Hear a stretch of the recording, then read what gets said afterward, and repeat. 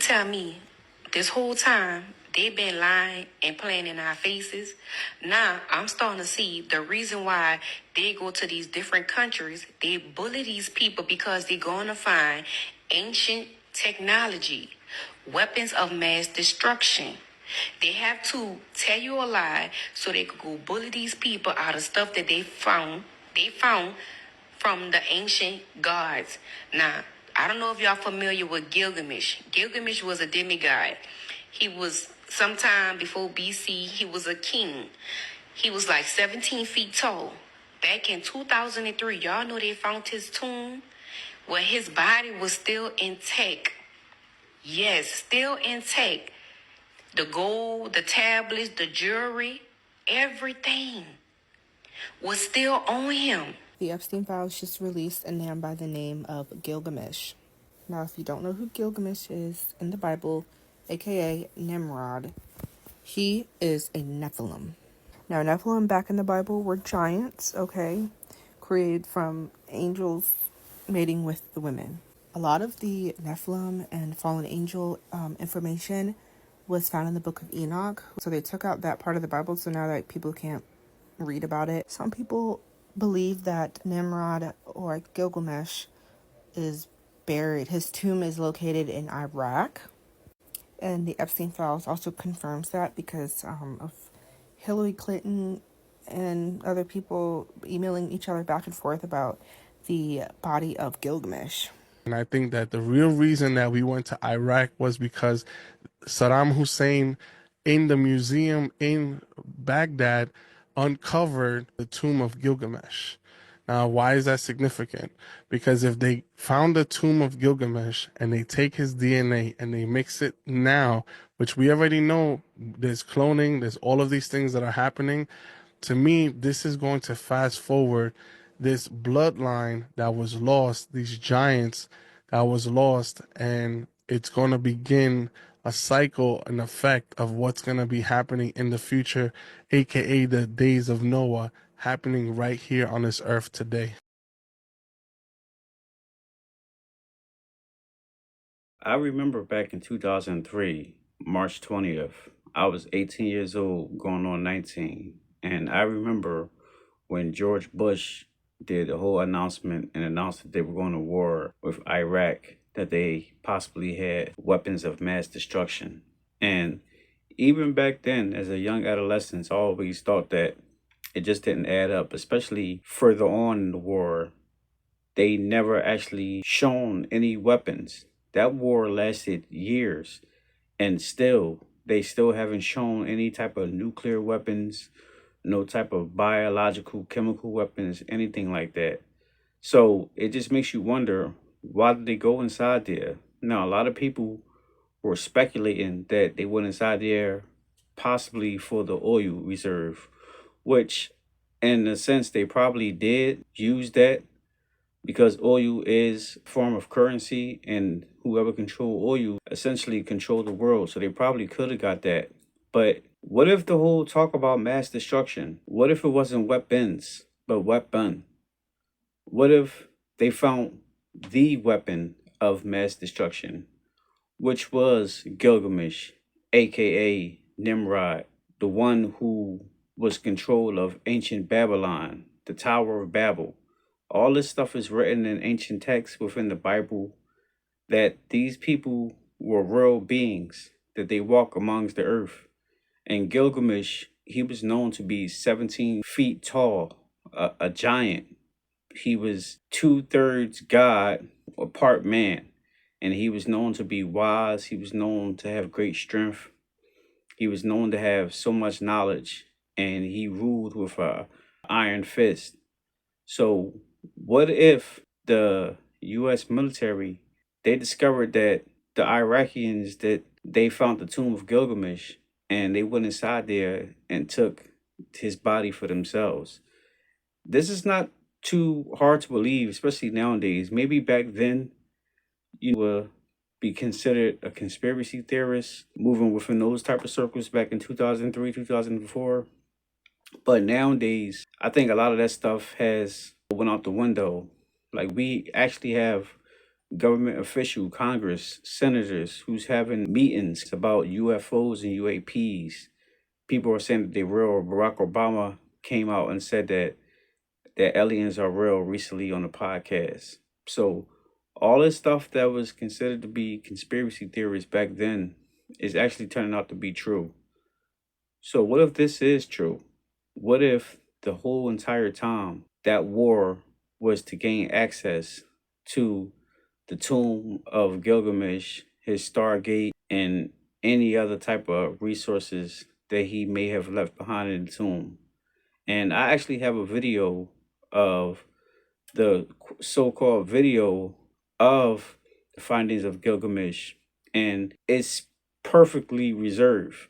Now, we do know AI is a big thing nowadays, but the videos that I got right now, they're pretty old. They predates all this AI stuff. So I don't know how they will fake this, but the video that I've seen, if that's really his body, then it's perfectly preserved.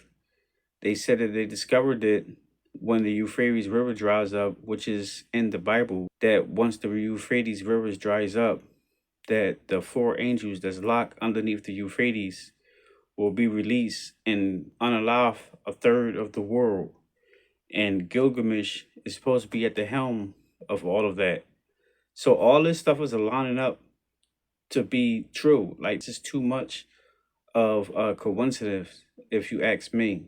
But I don't understand how people just can't see the truth that God is real, the Bible is real, and everything that we've been told to be false is actually real.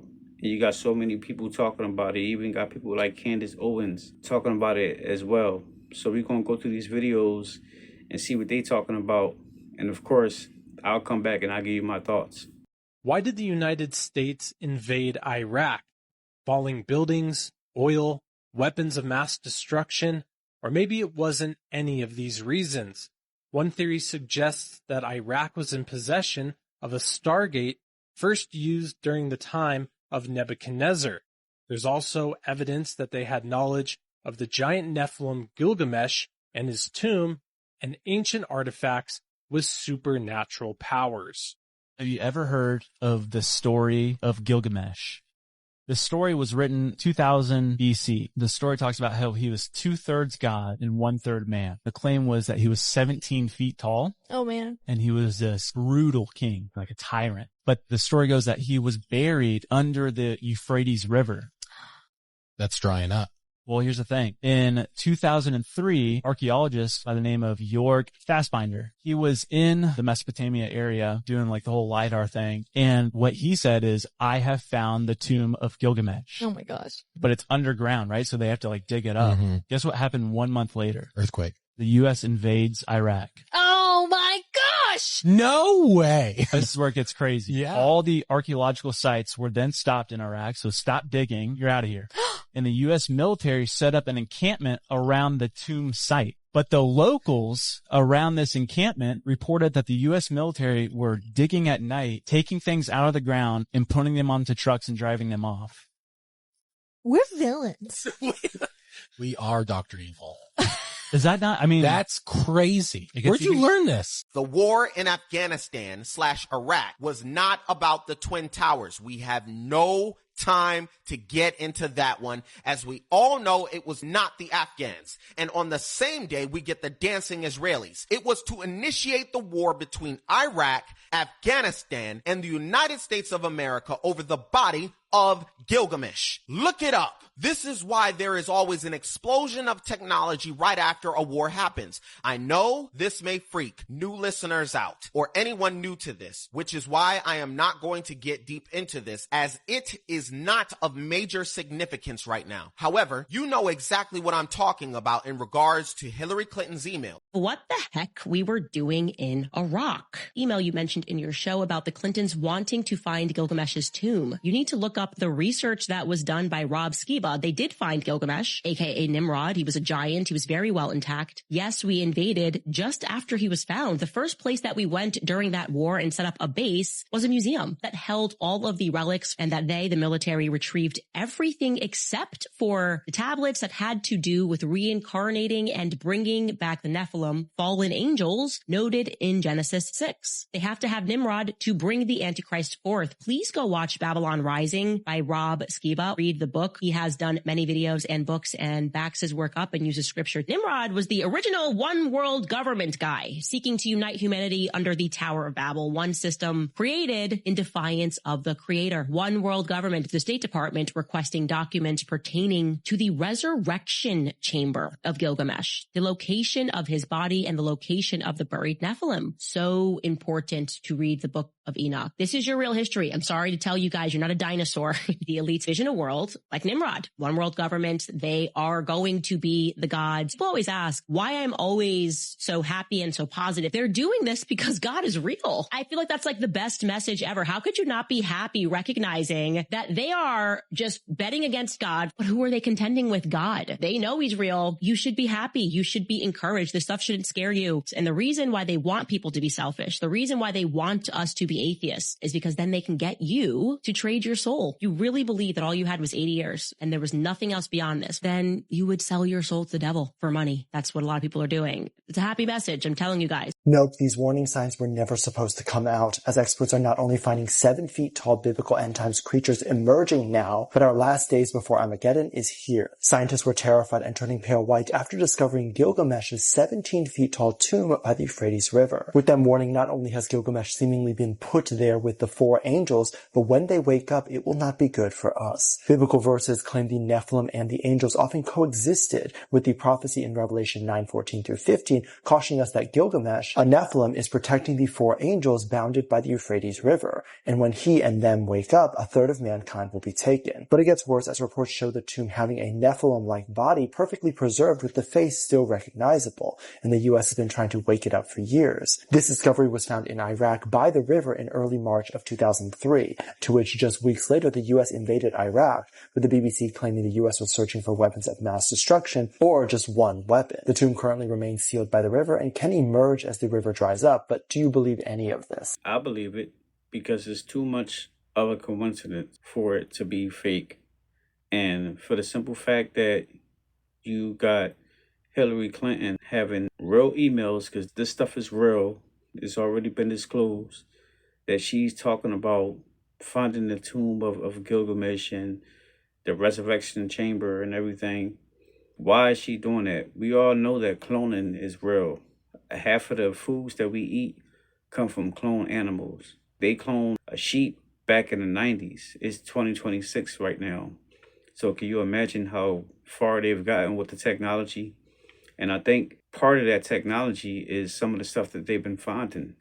So why wouldn't they try to use some type of tech to resurrect Gilgamesh? Which I think is a bad thing because, like you said, when they wake up, it's going to be bad for us. It's going to be bad for humans. Maybe they believe that if they mix his blood with theirs, maybe they can become superior or make some type of superior race where they'll be safe and protected. But none of that stuff matters because the Bible says otherwise. The Bible says that things is going to come to pass. And the rich and powerful, the elite, they're going to be running scarce. They're going to be running to the mountains and caves and asking the mountains and caves to fall on them and hide from he who sits on the throne, which is God, which is Christ.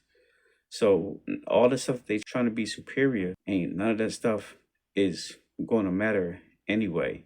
You got Gilgamesh, who's a Nephilim, who's actually an abomination to God, because for those who don't know what Nephilims is pretty much angels that's mixed with human. You had angels coming down here in the times of Noah, and they were breeding with human women, with mortal women, and they were creating these beings, these giants. Some of them were hundreds of feet tall, some of them were maybe 12 feet, 16 feet, in Gilgamesh's case, 17 feet tall.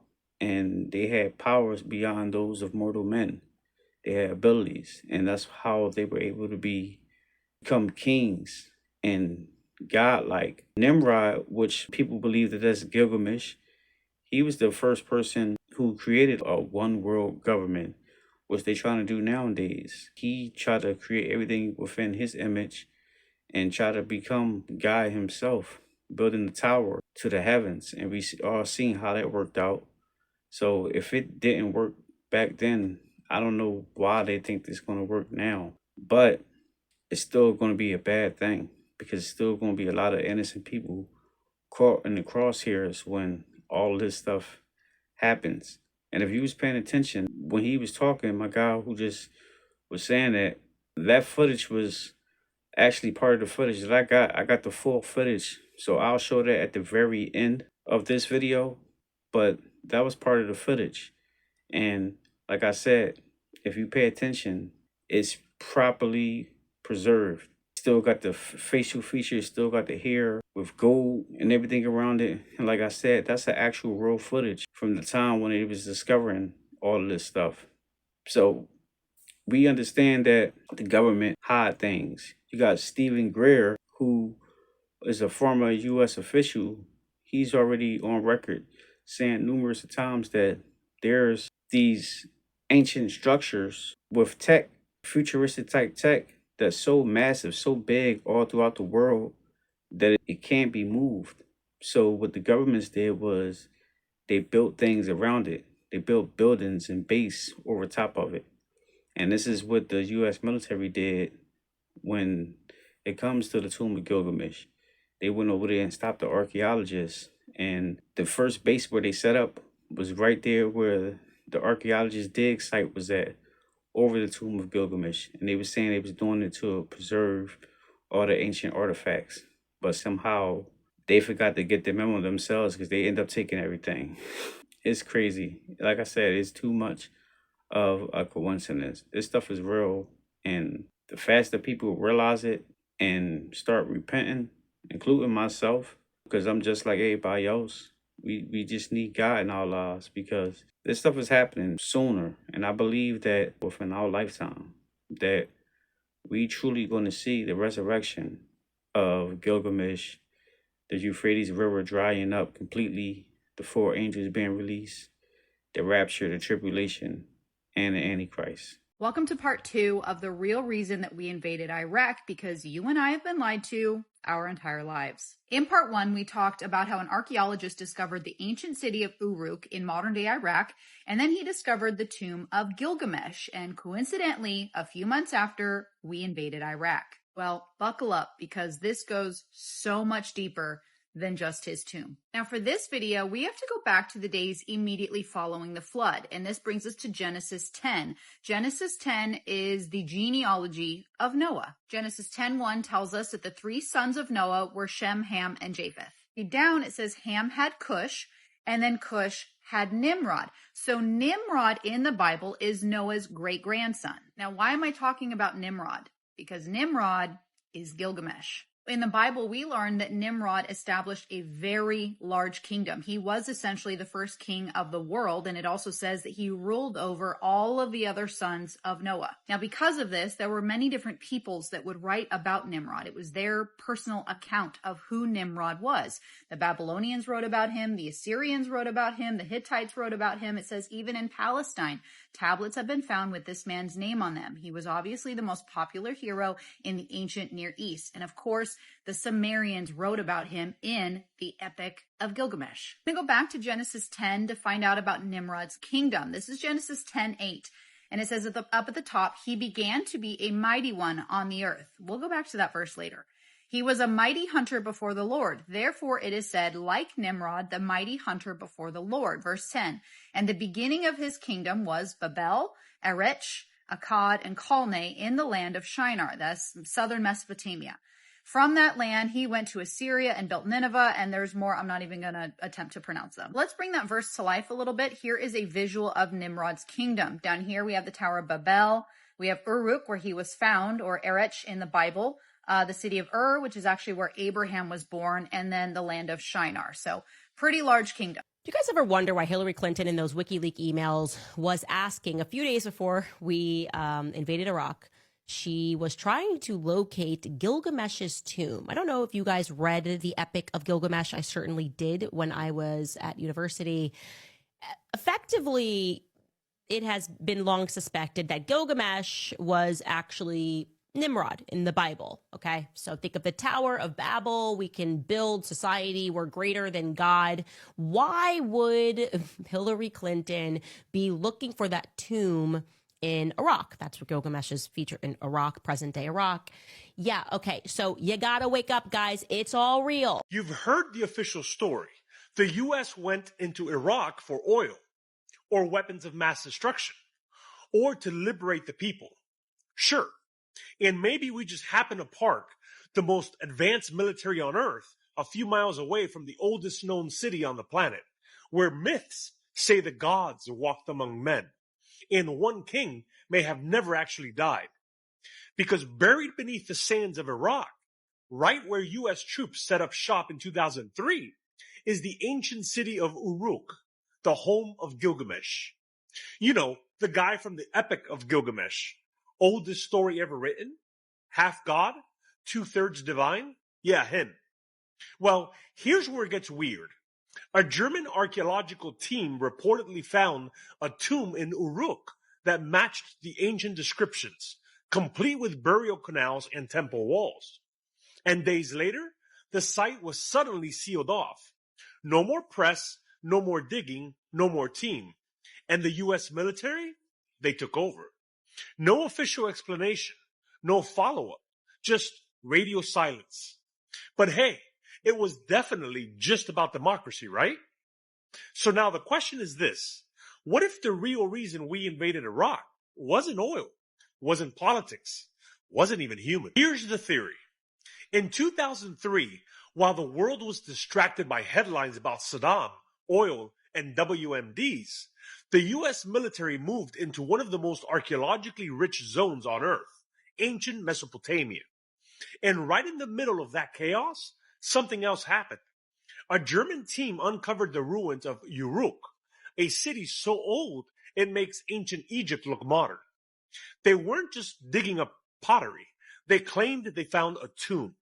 But not just any tomb. A burial chamber that matched the ancient descriptions of Gilgamesh, the legendary Sumerian king who may have ruled 5,000 years ago, and may not have been entirely human. You know what happened next? Nothing. The team vanished. The site was classified. The military moved in. And the story got buried faster than the tomb itself. No press coverage, no museum displays, no answers. Just whispers that the U.S. didn't just invade Iraq for resources, they went in to retrieve something. An artifact, a body, a weapon, or maybe a warning. Hold up. The Bible talks about the Euphrates River drying up, but you're telling me Gilgamesh's tomb was found inside it? Exactly. In 2003, archaeologist Jörg Fassbinder used LiDAR and located Gilgamesh's burial chamber under the Euphrates riverbed. 1 month later, a major earthquake, then the U.S. invasion of Iraq. All excavations were shut down. So what was in the tomb? Carved paintings showing beings kneeling beneath glowing objects. Locals whispered that U.S. soldiers loaded sealed crates onto trucks at night. Glowing objects? Like what? Exactly like what we now call Three-Eye Atlas. The carvings weren't just art, they were a prophecy. Last week the Euphrates began drying, just like the Bible said. And at the same time, Antarctica picked up a signal. Binary, repeating, coming from something passing Saturn. What did the signal say? It said exactly what the carvings foretold 5,000 years ago, that we were never alone and that they were coming back to finish what they started. And I think this is the reason why NASA and the whole government was shut down a few months ago when this whole Three-Eye Atlas so-called meteor or comet was discovered, because there's a lot more to it than what everybody think. And how come now all of a sudden now there's carvings being discovered all throughout the world that's in the shape of this Three-Eye Atlas thing, and it was doing things erratic that no other comet would do, and it's still inside of our solar system right now to this day. circling around the whole entire solar system. Like it's mapping out everything. He's trying to get a good plan before it makes its return. Like I said, all this stuff is seeming to be true. None of this stuff is fake. None of it is a conspiracy theory. Now, you can't say for sure of 100% guarantee, but just out of all the things that we know now within the world, within quote unquote space, within our oceans with these orbs, these drones, these UAPs and UFOs that we've been seeing the last couple of years that's being talked about by the world's governments that no one knows what they are, I think it's safe to say that a lot of this stuff can absolutely be true. But it's still yet remain to be seen. But on the other hand, I said that I'm going to show you the actual footage of Gilgamesh. I'm going to leave y'all with that, and y'all decide for y'all own demise, whether y'all think it's real or not. I'll see y'all the next one. Peace.